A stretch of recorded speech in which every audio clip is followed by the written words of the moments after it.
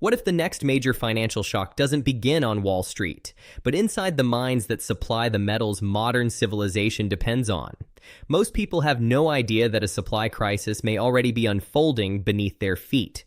And no, this isn't just about investors or precious metals enthusiasts. It's about electricity. It's about artificial intelligence. It's about renewable energy. It's about national security. And ultimately, it's about your purchasing power, because silver sits at the center of all of it. Here's what's really happening behind the headlines. For years, silver was treated as a forgotten asset, overshadowed by gold, ignored by mainstream investors, and often misunderstood as simply another commodity. But today, the world is discovering something very different. Silver is simultaneously a precious metal, an industrial metal, and a strategic resource.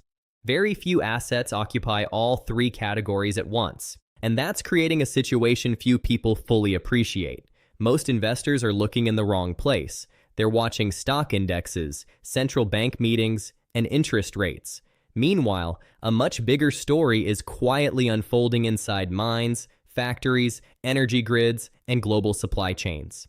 Few people understand the chain reaction that could unfold if silver supply continues tightening while demand from advanced technologies keeps growing.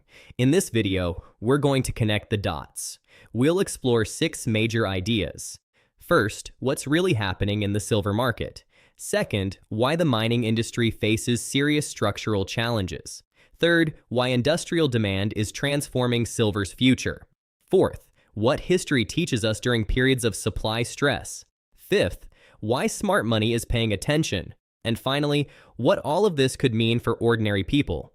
Because understanding these trends isn't about predicting the future. It's about being prepared for it. And perhaps most importantly, we'll discuss 3 assets that have survived every empire, every currency experiment, every debt crisis, and every technological revolution over the last 5,000 years.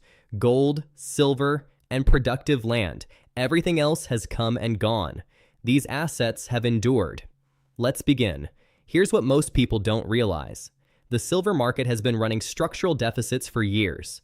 According to recent industry reports, global silver demand has exceeded available supply for multiple consecutive years, placing increasing pressure on above-ground inventories. The Silver Institute expects the market deficit trend to continue into 2026.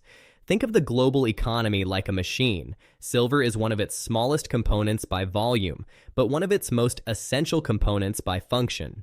Remove enough silver, and entire sectors begin slowing down. Yet, mainstream media often focuses exclusively on silver prices while missing the physical supply story. Physical markets and financial markets don't always move together. Sometimes the disconnect can last years. Then suddenly, reality catches up.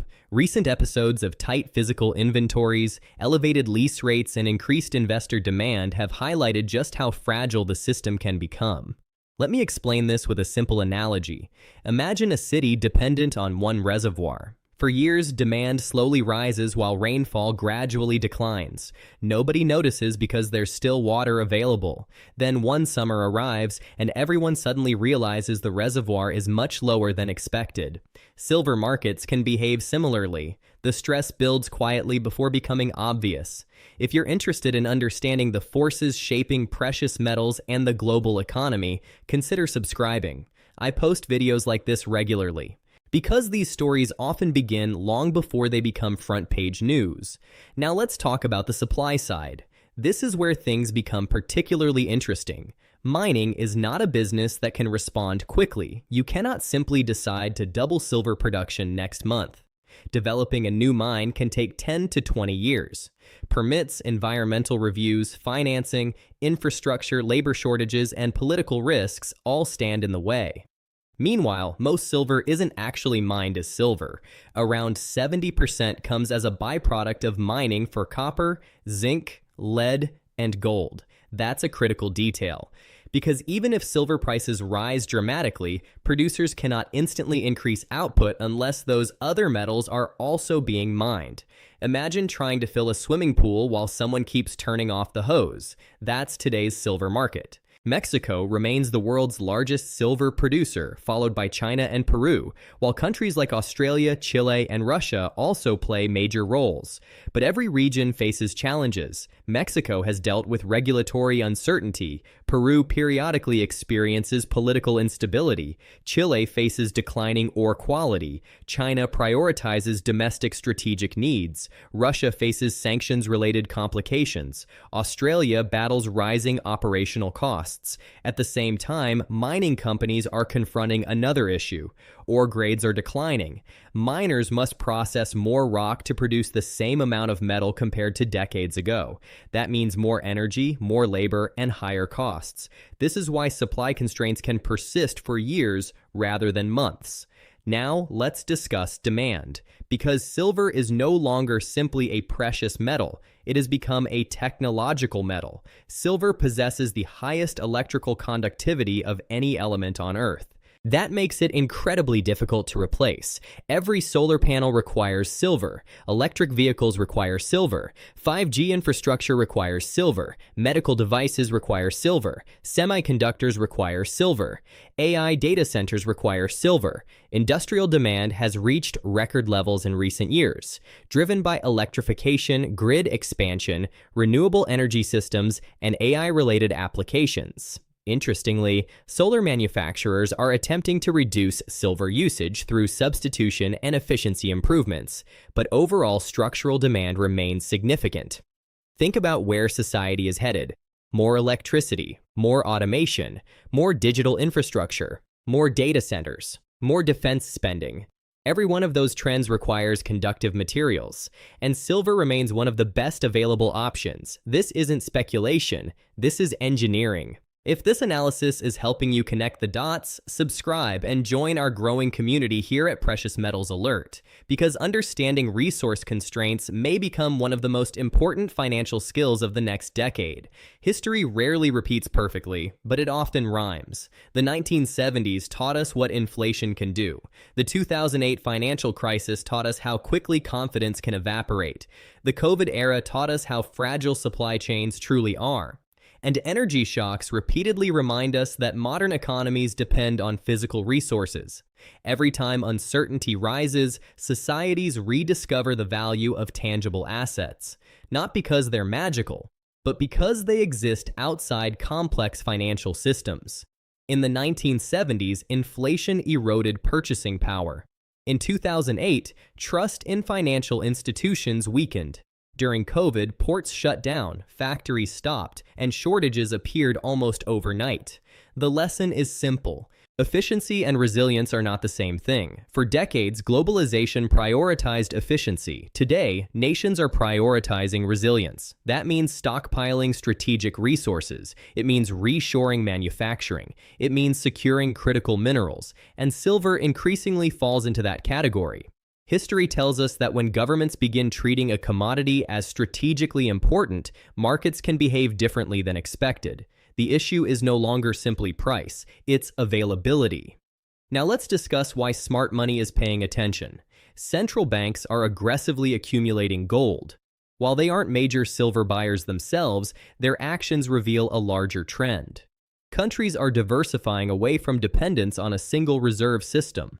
Rising debt burdens, persistent deficits, and geopolitical fragmentation are forcing governments to rethink monetary strategies. Institutions like the IMF, World Bank, and various treasury departments continue warning about debt sustainability challenges facing many advanced economies. Meanwhile, BRICS nations continue discussing alternatives to dollar-centric trade mechanisms. Again, this isn't about replacing the dollar tomorrow, it's about diversification. Family offices and institutional investors are increasingly seeking tangible assets that cannot be printed, because debt continues growing faster than economic output in many countries. Eventually, investors ask a simple question: what assets cannot be created with a keyboard? That's where gold, silver, and productive land enter the conversation. 3 assets, 5,000 years, 0 failures. Empires have collapsed, currencies have vanished, borders have changed. These assets remained. If you're finding value in these deeper macro insights, consider subscribing because we cover the stories mainstream media often overlooks. Because sometimes the biggest stories aren't hidden, they're simply ignored. So what does all of this mean for ordinary people? First, no one can predict the future with certainty. Anyone claiming to know exactly where silver prices will go next year is selling certainty that simply doesn't exist. But understanding the forces at work allows people to prepare rather than react. And that's the entire goal. This isn't about panic, it's about education. Inflation matters because it reduces purchasing power. Debt matters because it creates long-term instability. Supply chains matter because shortages affect everyday life. Silver matters because it's embedded inside the technologies shaping our future. So what principles make sense? Diversification, long-term thinking, risk management, patience, education. These principles have survived every market cycle. Avoid chasing headlines. Avoid emotional decisions. Focus on resilience instead. Ask yourself, do my savings depend entirely on one currency, one asset class, one system? The goal isn't to abandon modern finance. The goal is balance. Because resilient portfolios often resemble resilient civilizations, they don't rely on a single point of failure. As we close today's analysis, let's zoom out one final time. This story is bigger than silver. It's a story about the collision between physical reality and financial expectations, supply constraints, growing technological demand, geopolitical fragmentation, debt accumulation, energy transitions. These are not isolated trends. They're interconnected. Silver simply happens to sit at the center of many of them. Markets move in cycles. Headlines come and go. But the laws of supply and demand never disappear. The world may be entering a period where strategic resources become increasingly valuable, not because they're rare, but because they're indispensable. And perhaps the biggest lesson is this: pay attention to the trends most people ignore, because sometimes the biggest opportunities emerge long before the crowd notices. Remember those three assets that have survived for 5,000 years: gold, silver, and productive land. They're not guarantees of wealth, nothing is, but they represent something deeper: human necessity. And necessity tends to endure. As technology advances, as debt expands, and as geopolitics evolves, understanding these forces becomes more important than ever. The future belongs not to those who react fastest, but to those who prepare earliest. If you found this analysis valuable, please like the video, subscribe to Precious Metals Alert, and share it with someone who wants to understand the changing world around us. Until next time, stay informed, stay prepared, and keep your eyes on the metals.